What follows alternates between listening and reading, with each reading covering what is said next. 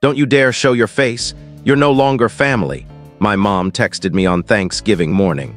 "Then freeze in that cursed house," I shot back, before cutting off the heating, halting the mortgage payments, and exposing their scam. My name is Steven, and I'm 33 years old. Until last Thanksgiving, I never truly believed in the idea of a breaking point. A single moment when something inside you shifts irreversibly, and you realize you can no longer tolerate what you've been enduring, excusing, or forgiving. I used to think such moments were just theatrical exaggerations, but I was wrong. For me, it came down to a brief voicemail and a plate of cold, leftover mashed potatoes. Let me tell you how it happened.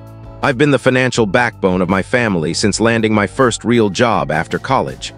I work in IT systems management, nothing glamorous, but it pays well.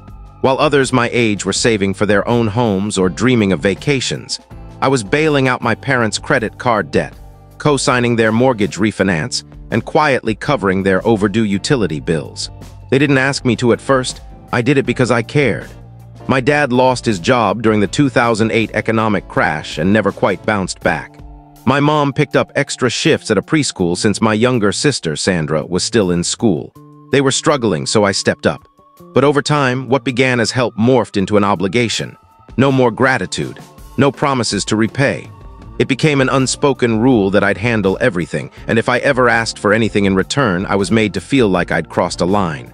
Worse, they started treating me like I only mattered when I was footing the bill. Thanksgiving was always a big deal at our house. My mom loved the tradition, tacky autumn decorations, those cinnamon-scented candles that lingered too long. Every year, I'd chip in for groceries, tidy up the house, even help cook. But despite covering most of the expenses, I'd end up at the corner of the table, barely speaking, while everyone fawned over Sandra's latest social media venture or our cousin Jacob's newest get-rich-quick scheme, neither of which ever panned out. They were treated like celebrities. I was just the guy in the shadows, noticed only when the check arrived. Last Thanksgiving, though, things changed. Tensions had been simmering for a while. Sandra had asked for $1,400 to repair her car, but I later found out she'd used it for a spontaneous trip to Miami with friends. When I mentioned it, Mom dismissed it, saying Sandra was still finding herself. Dad told me to chill and stop nitpicking. Meanwhile, Jacob had moved in temporarily, claiming he was between places, and somehow I was now covering his food and the extra electric bill from his endless showers. No one asked. They just assumed I'd handle it. A week before Thanksgiving, I texted Mom to ask about dinner plans and if she needed anything. No response. 2 days later, she sent a curt reply, "We're keeping it low-key this year." No details, no invitation. Confused, I followed up and her next message hit me like a slap. "Don't bother showing up for Thanksgiving." No punctuation, no warmth, just that. I stared at it for a long time, trying to figure out what I'd done wrong. Had I missed something? I scrolled through our old texts, searching for a clue, but found nothing, just silence, then that icy dismissal. That night, lying awake, I replayed years of sacrifices. The holidays I'd skipped, the career milestones I barely celebrated because I was too busy fixing their messes. The Christmas I gave Sandra a new laptop, and she gave me a gag mug that read "World's Okayest Brother." The birthday I spent alone because they were all busy. I wasn't a son to them. I was a resource. I didn't respond immediately. I wanted to think clearly, not react emotionally. The more I reflected, the clearer it became. They'd grown so used to leaning on me that they didn't value me anymore. They assumed I'd keep paying their way while they excluded me from their lives. So I sent one simple reply: "Then don't expect my card to work either." I'd reached my limit.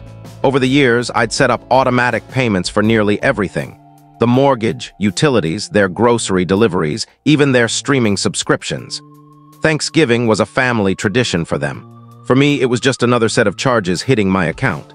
So I logged into every account, bank apps, mortgage portals, utility sites, and started severing ties. I removed my cards, canceled auto payments, and disconnected everything. It felt oddly liberating, like dismantling a system that had been draining me for years. I even removed my name from the gas account, meaning they'd have to reapply with their own credit. I didn't gloat or announce it. I let the silence do the talking. On Thanksgiving morning, I made a modest meal: rotisserie chicken, instant potatoes, and canned green beans. I sat in my quiet apartment, phone on silent, watching old comedy reruns as the winter wind howled outside. For the first time in years, I wasn't stressed, waiting for the next slight or demand. I was at peace. Later that day, my phone started buzzing. First one text, then another, then a flood. "Stephen, the heat's off. Did the payment go through? Why can't we access the mortgage account? Your card was declined." Then a voicemail from Dad. I didn't pick up. Mom called next, followed by a long, guilt-laden text. "If you're doing this to punish us for not inviting you, that's immature. Family doesn't abandon each other like this." I stared at the words, "Family doesn't abandon each other." The hypocrisy almost made me chuckle. Instead, I closed the message and didn't respond. The cold creeping into their house said more than I ever could. It laid bare how fractured our relationship was, clearer than any forced holiday meal. But then, as I settled onto my couch, another text came from Sandra. "OMG, what did you do? The house is freezing and Mom's freaking out." I didn't reply. For the first time, I didn't feel obligated to explain myself or seek their approval. My silence was louder than any words. By Friday morning, things escalated. My phone was flooded with missed calls, voicemails, even emails, something they hadn't used to contact me in years. Mom's first voicemail was sharp. "Stephen, I don't know what you're trying to pull, but the gas company said you removed your name. Your dad's been on hold for hours and they said it'll take days to restore. It's freezing. Your grandma's visiting tomorrow. This is heartless." Heartless, as if I'd personally shut off their warmth. Dad's voicemail was next, not pleading, just irritated. "This isn't funny. You've made your point. Fix it. You know your mom can't handle stress." Neither could I, but that never mattered. The third message caught my eye, not a voicemail, but a forwarded email from the mortgage company, sent to the shared inbox we'd set up when I co-signed their loan. I'd removed my payment method, which triggered something unexpected. A freeze on the account. A warning flagged a missed payment, and the account was now under review because the linked card was canceled. I read it twice. 3 days late, and their financial house of cards was crumbling. I wasn't trying to destroy their home or leave them destitute. My goal was to make them feel the weight of losing the support they'd taken for granted. I spent Friday in quiet defiance, staying home, sipping coffee, folding laundry, and playing old video games I hadn't touched in years. But by Friday night, Sandra showed up at my apartment unannounced. I hadn't seen her in weeks. She only reached out when she needed something. Her knock was angry, not concerned. I opened the door slightly. "Hey," I said evenly. "Hey," she snapped, stepping inside. "That's all you've got." I leaned against the doorframe, calm. "You're lucky I opened the door." She wore a heavy coat and gloves like she'd just come from a winter hike. "Mom's losing it, Dad's stressed, Grandma's coming tomorrow, and the house is an icebox. Fix this." I raised an eyebrow. "Why should I?" she faltered. "Because you always do. And now you're letting us freeze over one text." I gave a short, bitter laugh. "One text? You mean the one where Mom said I wasn't welcome at the only holiday I had off, but still expected me to bankroll it?" My voice sharpened. "You all made a choice. Choices have consequences." Sandra's tone softened, a flicker of uncertainty crossing her face. "She didn't mean it like that. She was stressed. Jacob was coming and you two always clash." "So the answer was to cut me out entirely?" I shot back. "For years, I've cleaned up your messes. Your rent when you flunked college. Your plane ticket when your influencer boyfriend ditched you in Vegas. Your credit card after you splurged post-funeral. Not once did you thank me without asking for more." Silence hung heavy. Sandra looked away, then back. "So what, you're done with us forever?" I shrugged. "Depends on what you do next," she scoffed. "This is petty." I gave a weary smile. "No, Sandra, you've never seen me petty. You've only seen me silent." Then I closed the door. That night I slept deeply, dreamless at peace. But Saturday morning brought a shock. An email waited in my inbox, subject: "Urgent. Family home delinquency notice." My stomach sank. It was from the mortgage company, addressed to me and Dad as co-signers. Months ago, they'd used my information to take out a second mortgage in my name, forging my digital signature. Because I'd stopped payments, the default notice was now my problem. My heart raced. I reread it, hoping it was a scam, but it was real. My name, the address, the account details all matched. The attached loan agreement, dated 6 months prior, listed me as a co-signer with a signature I'd never provided. They'd done this deliberately, using old documents to tie me to a new loan without my knowledge. Now, with payments missed, their scheme was unraveling and they were desperate, not because of the cold house, but because I'd cut off their financial lifeline. I needed help. I called Eric, a college friend turned lawyer at a small firm. I told him it was urgent, involving potential family fraud. We met that afternoon at a cafe. I showed him the email. His brow furrowed as he read. "Stephen, this is bad," he said. If they forged your signature for a mortgage, that's straight-up fraud. You could be liable for a lot, and they could face legal consequences if the lender pursues it. I exhaled shakily. What's my next step? Eric leaned forward. Report the forged signature to the mortgage company. Contact the credit bureaus and flag your account for fraud. Pull your credit report now. They might have done this before. I nodded, feeling the weight of it. And the house?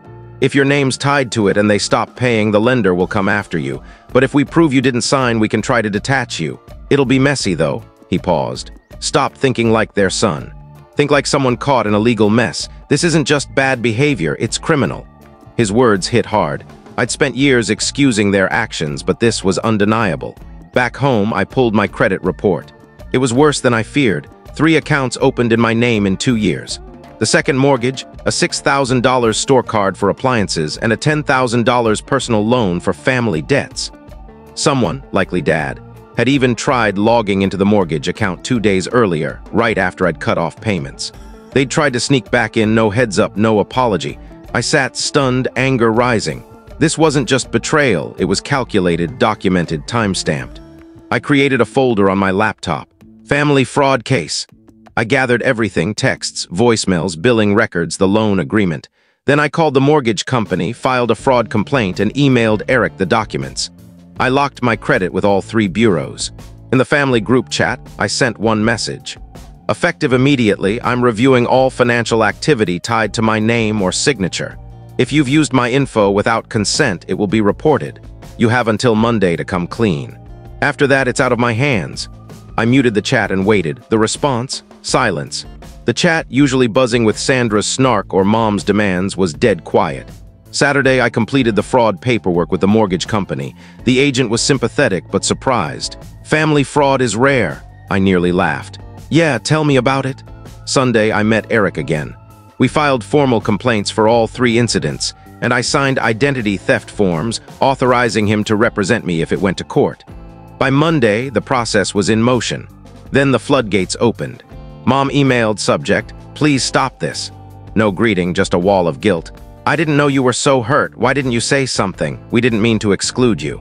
"Your dad was stressed," Sandra kept pushing. "I thought you needed space." "I don't recall signing anything with your name. Maybe it was an error. Don't bring lawyers into this. We're family. Can't we talk?" I didn't reply. 15 minutes later, a call came from an unknown number, a family friend posing as a mediator. His tone was overly friendly. "Stephen, your parents are overwhelmed. Surely this is a misunderstanding." I cut him off. "They committed identity fraud, forged a mortgage contract, took out loans in my name. There's no misunderstanding." Silence. "Would you settle this privately?" he asked cautiously. "There's nothing private about federal fraud," I said. "If they want to confess, they can contact my lawyer. I'm done playing go-between." He sighed, and that was that. By Thursday, the mortgage company traced the forged signature to an IP address at my parents' house, logged on a Saturday 6 months ago when I was out of town for work. My phone's GPS data proved it. The signature was fake, and they removed me from the loan. The refinance was voided, the account frozen, leaving my parents solely responsible for the original mortgage. No extensions, no help. Winter was closing in and time was running out. Sandra tried one last time, texting Saturday night. "You're really letting them lose the house?" I replied. "No, I'm letting them face what they created." She didn't respond. That weekend, my aunt, Dad's sister, who I hadn't spoken to in a decade, called. "They say you sabotaged everything," she said. "Did they mention the forged loan in my name?" Silence. "No," she admitted. "Ask more questions before picking sides," I said. Before hanging up, she added softly, "I'm proud of you." That hit harder than I expected. I'd always thought staying quiet kept the peace, that taking their slights was fine if it kept things stable. But silence only made me an easy mark. It taught them I didn't need respect or boundaries. Saying no wasn't about vengeance, it was about survival. 2 weeks later, the mortgage company sent a letter. The house was in pre-foreclosure. Unless my parents paid the overdue balance or refinanced without me, they'd lose it. That same day, a letter arrived in Mom's handwriting, 4 pages of messy, defensive prose. She called me oversensitive, dramatic, said I didn't understand family. They used my name because they assumed I'd refuse, sparing me the burden. No apology, just, "When we lose the house, I hope you're satisfied." I filed it in a folder labeled Family. Done. That winter was the calmest I'd ever known.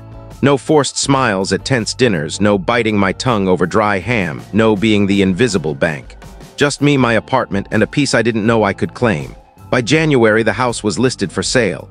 I saw it online, photos of my childhood home, stripped bare, described as charming two-story, ready for a new beginning. I smiled at the irony. I never called them again, never visited. When Sandra sent one last text months later, "Hope it was worth it," I didn't reply. It was. Every ignored dinner, every subtle jab, every hollow thank you followed by another demand. It was worth it to finally stand up, to show that love without respect isn't love. It's control. Walking away was the strongest, kindest thing I ever did.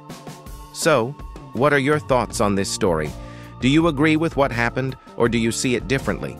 Let us know your opinion in the comments. We'd love to hear from you. And if you enjoyed the video, make sure to give it a like, subscribe to the channel, and hit the bell icon so you don't miss any of our upcoming stories. See you in the next one.